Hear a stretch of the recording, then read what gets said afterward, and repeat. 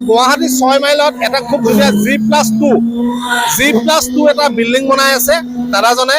তো আপোনালোকক তাকে দেখুৱাব বিচাৰিছোঁ যে তেওঁ যে ইমান ধুনীয়া ধুনীয়া কাম কৰি আছে আজিৰ ডেটত। যদি আপুনি ভাবি আছে যে এখন ঘৰ বনাম বুলি পাৰফেক্টলি, তেতিয়াহ'লে এই ভিডিঅ'টো আপোনালোকৰ কাৰণে হ'ব, কিয়নো আমি এখন ঘৰ বনাবৰ কাৰণে বহুত চেষ্টা কৰোঁ আৰু পাৰফেক্ট এজন আমি ঠিকাদাৰ নাপাওঁ। আৰু পাৰফেক্ট হিচাপ দিয়া বা পাৰফেক্টলি ঘৰটো বনাই দিয়া বা পাৰফেক্টলি কামখিনি কৰি দিয়া এজন পাবলৈ আজিৰ ডেটত বহুতেই কঠিন। গতিকে মই আপোনালোকক ক'ব বিচাৰিছোঁ এই G+2 যিটো বিল্ডিং বনাই আছে আজিৰ ডেটত, এই ঘৰটো দেখাৰ পিছত আপোনালোকৰো বনাবলৈ মন যাব। আৰু মই এটা কথা ক'ব বিচাৰিছোঁ, তেওঁলোকৰ যিখিনি লেবাৰ আছে, তেওঁলোকৰ যিখিনি মিস্ত্ৰী আছে, তেওঁলোকৰ যিখিনি আপোনাৰ কৰ্মচাৰী আছে, তেওঁলোকে ইমান ধুনীয়াকৈ কাম কৰে, ইমান চিনচিয়াৰলি হিচাপে তেওঁলোকে কাম কৰে। মই বহুত জেগাত দেখিছোঁ বিল্ডিঙৰ কাম কৰি থকা, ক'ৰবাত নহয় ক'ৰবাত আপোনাৰ দেখিব বিমটো বেকা, ক'ৰবাত দেখা পাব আপুনি ট্ৰাই বিমটো বেকা, ক'ৰবাত দেখা পাব আপোনাৰ খুঁটাটো অকণমান বেকা, ক'ৰবাত দেখা পাব এখন ৱাল বেকা, ক'ৰবাত দেখিব আপুনি বিল্ডিংটো বনাই শেষ হৈ গ'ল, তাৰপিছত আপোনাৰ বিল্ডিংটো ক্ৰেক হৈ পেলাই ৱালখন ফাটি গ'ল। তো এই সকলোখিনি সমস্যাই আমাক কেতিয়াবা আগুৰি ৰাখে যে আমি বিল্ডিংটো বনাব গৈও আমি পিছুৱাই থাকোঁ। গতিকে আমি কোনজন ঠিকাদাৰ দি পেলাই আমি এনেধৰণৰ কাম কৰিম, সেইখিনি আমাৰ চিন্তনীয় হৈ পৰে বা আমি চিন্তা কৰিবলগীয়া বিষয় হৈ পৰে। গতিকে মই আপোনালোকক আজি দেখুৱাব বিচাৰিছোঁ এই G+2 যিটো বিল্ডিঙৰ কাম কৰি আছে এই গুৱাহাটী 6 মাইলত, এই ঘৰটো মই দেখুৱাব বিচাৰিছোঁ। প্ৰথমে মই আপোনালোকক দেখুৱাব বিচাৰিছোঁ ইয়াৰ কিছুমান কামৰ দৃশ্যাংশ। এইটো তেওঁলোকে ট্ৰাই বিম মাৰি আছে। এই ট্ৰাই বিমত যিখন তক্তা তেওঁলোকে ফিটিং কৰিছে দুইফালেদি, ইয়াতে ত্ৰিপাল লগাই দিছে। ত্ৰিপাল লগাই দিয়া কাৰণ এইটোৱে যে ইয়াৰ পৰা যিটো পানী ওলাব মছলা দিয়াৰ পিছত, সেই পানীটো যাতে বাহিৰলৈ ওলাই নাযায়, কিয়নো পানীটো মছলাৰ যিটো পানী, সেই পানীটোত বহুতখিনি টেম্পাৰ থাকে। যদি ইনকেছ পানীটো যদি বাহিৰলৈ গুচি যায়, তেতিয়াহ'লে মছলাৰ টেম্পাৰটো কমি যায়। চ' এইকাৰণে তেওঁলোকে ত্ৰিপাল ধুনীয়াকৈ দিছে। আৰু এই যিটো তক্তাৰ ফিটিং কৰিছে, মানে ইমান ধুনীয়াকৈ ফিটিং কৰিছে তেওঁলোকে, মানে কামবিলাক খুব মানে আপোনাৰ চিনচিয়াৰলি। চ' সেইকাৰণে মই দেখুৱাব বিচাৰিছোঁ। মোৰ লগত দাদা আছে, মই এই বস্তুটো দেখি পেলাই খুব এটা মনটো ভাল লাগিছে। দাদাই ক'ব। বাকী দাদা ধৰক এইটো আপোনাৰ G+2 বনি আছে। হয়, এই G+2 ঘৰ এটা বনাবৰ কাৰণে বাজেট কিমান মান লাগে মানুহৰ হাতত? বাজেট এইটো নিজৰ ওপৰত, কিমান এৰিয়ালৈ ঘৰ বনাব। হয়, এতিয়া মোটামুটি বিল্ডিং এটা বনাবৰ কাৰণে পাৰ স্কোৱাৰ ফিট 2200 পৰা 2600 টকালৈকে খৰচা যায়। হয় হয়। এতিয়া কিমান এৰিয়ালৈ বিল্ডিং হ'ব সেইটো অনাৰৰ ওপৰত কথা। হয় হয়। 1000 স্কোৱাৰ ফিটো হ'ব পাৰে, 4000 স্কোৱাৰ ফিটো হ'ব পাৰে। বাজেটটো জাগাৰ ওপৰতো নিৰ্ভৰ হয়, একজেক্ট পোৱা নাযায়। হয়, তো মই এইটো কথা সুধিব বিচাৰিছোঁ যে G+2 ঘৰ এটা বনাবৰ কাৰণে আজিৰ ডেটত বহুত মানুহে চিন্তা কৰে যে ঘৰটো আমি বনাম আধাখনীয়া হ'ব নেকি, বা ঘৰটো আমি বনাম তে আমি বিভিন্ন সমস্যাত পৰিম নেকি। তো এইটোৰ ওপৰত ৰাইজক আপুনি কি ক'ব?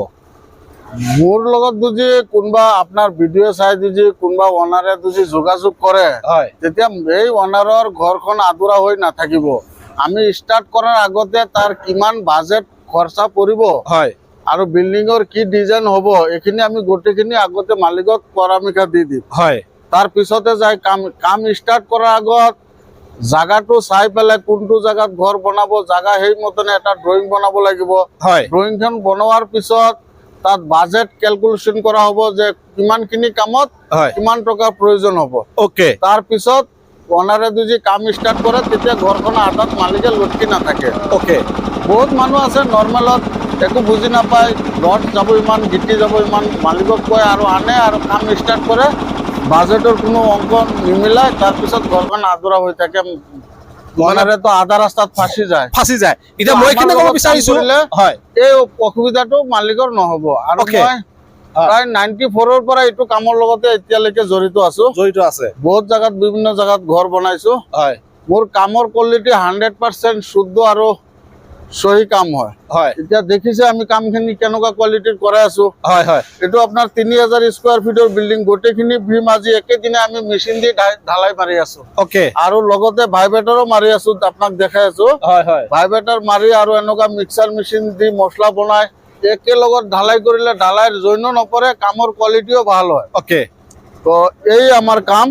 মই এইখিনি সুধিব বিচাৰিছোঁ যে বহু ব্যক্তি আছে আজিৰ ডেটত, ধৰক যেতিয়া বিমটো মাৰাৰ পিছত মই দেখা পাওঁ বিমত কেতিয়াবা অকণমান তেৰা বেকা থাকে। মানে এনেকুৱা হয় যে বিমটো ঢালাৰ পিছত যেতিয়া বিমটো খুলি দিয়ে, তাতে তেৰা বেকা ওলায়। হয় হয়। তো এইটো কামৰ গলতি নে নে মিস্ত্ৰীৰ গলতি? নাই, এইটো আপোনাৰ কাম কৰাৰ সময়ত মিস্ত্ৰী সহি মতনে যদি তক্তাখিনি ফিটিং নকৰে, হয়, আৰু ভাইব্ৰেটাৰ যদি ভালকে নামাৰে তেতিয়াহ'লে হানিকম ওলাব, মানে তেৰা বেকা হ'ব। তেৰা মেৰাটো ওলাব। আপোনাৰ তক্তা যদি ভালকে ঠিক কৰি টানা নামাৰে তেতিয়া আপোনাৰ এই অসুবিধাটো হয়। আৰু এটা সুধো মই যে ওপৰত যিটো আপোনাৰ মানে বিম যায়, ওপৰৰ বিমটোতো কেতিয়াবা মই দেখা পাওঁ মানে খপলা খপলি হয়, তেৰা বেকা হয়, এইটো কাৰণটো কি? তেৰা হোৱাৰ কাৰণটো হৈছে তক্তা ভালকে নলগোৱাৰ কাৰণে, হয়, আৰু যিটো হানিকম ওলায় সেইটো হৈছে ভাইব্ৰেটাৰ ভালকে আৰু কিছুমানে গিটি ওলাই থাকে। সেইটো আপোনাৰ মছলা যেতিয়া বনায় পানী যদি বেছি হৈ যায় তেতিয়া পানীটো ওলাই আহি যায়। হয়, আমাৰ এনেকুৱা তক্তাত যদি এনেকুৱা তিৰপাল দি দিয়ে তেতিয়া পানীটো ওলাব চান্স নাপায়। আপোনাৰ এই হানিকমটো যিটো গিটি বুলি আপুনি কৈছে এইটো ওলাই যায়, এই প্ৰব্লেমটো মানে নাহে। অকে, মই সেই কথাটোৱে আপোনালোকক কৈছিলো যে তিৰপালখন দিয়া কাৰণ সেইটোৱে যে আমাৰ কেতিয়াবা চাব খুঁটাবিলাকত বা যিটো আমাৰ বিম থাকে ওপৰত, সেই বিম পথ দেখিব সৰু সৰু গিটি ওলাই থাকে, দেখিবলৈ খুবেই বেয়া লাগে। পিছত প্লাষ্টাৰত মিলাই দিয়ে, অৱশেষত গৈ সেই প্লাষ্টাৰ কেতিয়াবা খহি যোৱাৰ পিছত বা কেতিয়াবা প্লাষ্টাৰটো কিবা কাৰণত এৰাই গ'ল, তেতিয়া কি হয় জানে গিটিটো ওলাই থাকে। তো সেই ফিনিচিংটো কৰিবলৈ হ'লে আপোনাৰ চহী এজন বা ভাল এজন আপোনাৰ ঠিকাদাৰ লাগিব, ভাল মিস্ত্ৰী লাগিব। আমি বিল্ডিং এটা সকলোৱে বনাব পৰা কেপাচিটি আছে, কিন্তু আমি বিল্ডিংটো সঠিকভাৱে বনাব পাৰিছোঁ নাই। আপোনাক আজিৰ ডেটত এনেকুৱা মিস্ত্ৰী আহিব, আপোনাক ক'ব যে আপোনাৰ 5 লাখ টকা এটা হাতত হ'লে আপুনি বিল্ডিং এটা বনাব পাৰিব। একেবাৰে এইবিলাক কথাত পতিয়ন নাযাব, কিয় আপোনাক নি আধা ৰাস্তাত বিপদত পেলাব। এইবিলাক হৈছে জংঘলত নি পেলাই এৰি দিয়া মানুহ, তেনেধৰণৰ মানুহৰ কথাত আপোনালোকে পতিয়ন নাযাব। আৰু কিছু কথা আছে নহয় যে আমাৰ সাঁথৰ আছে যে আমাক ব্ৰহ্মপুত্ৰৰ মাজত নি পেলাই এৰি দিলে, সেই তেনেধৰণৰ কথা। গতিকে বিল্ডিং এটা 5 লাখ টকাত কেতিয়াও বনাই শেষ হৈ নাযায়।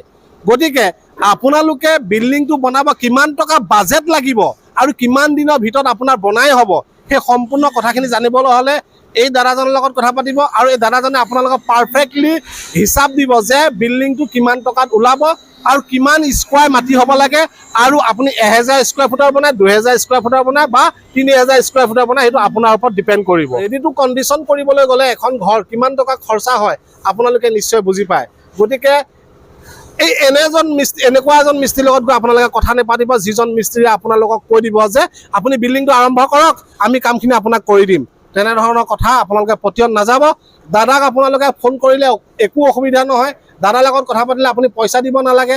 দাদাক মাতিলে আপোনালোকে 10,000 টকা 15,000 টকা দিব নালাগে নহয়। তেওঁৰ লগত আপোনালোকে পৰামৰ্শ লওক প্ৰথমতে যে ঘৰটো কেনেধৰণে বনালে আমি পাৰফেক্টলি আমি এই 6 মাহৰ ভিতৰত, 3 মাহৰ ভিতৰত বা বছৰৰ ভিতৰত আমি ঘৰটো বনাই কমপ্লিট কৰিব পাৰিম।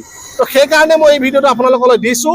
যদি আপোনালোকে ঘৰ এখন বনাম বুলি ভাবিছে, প্ৰথমতেই মই কৈছোঁ যে ঘৰ এখন বনোৱাৰ পিছত বহুতো কিছুমান আমাৰ অসুবিধা আহে, যেনে ৱাল ফটা, ৱাল ক্ৰেক হোৱা, ছাতৰ ওপৰেদি পানী সোমাই যোৱা, এনেধৰণৰ বহুত কিছুমান সমস্যা দেখা দিব ইন ফিউচাৰ। তেনেধৰণৰ পৰা যদি আপুনি বাচিব বিচাৰিছে তেতিয়াহ'লে আপোনালোকে যোগাযোগ কৰিব।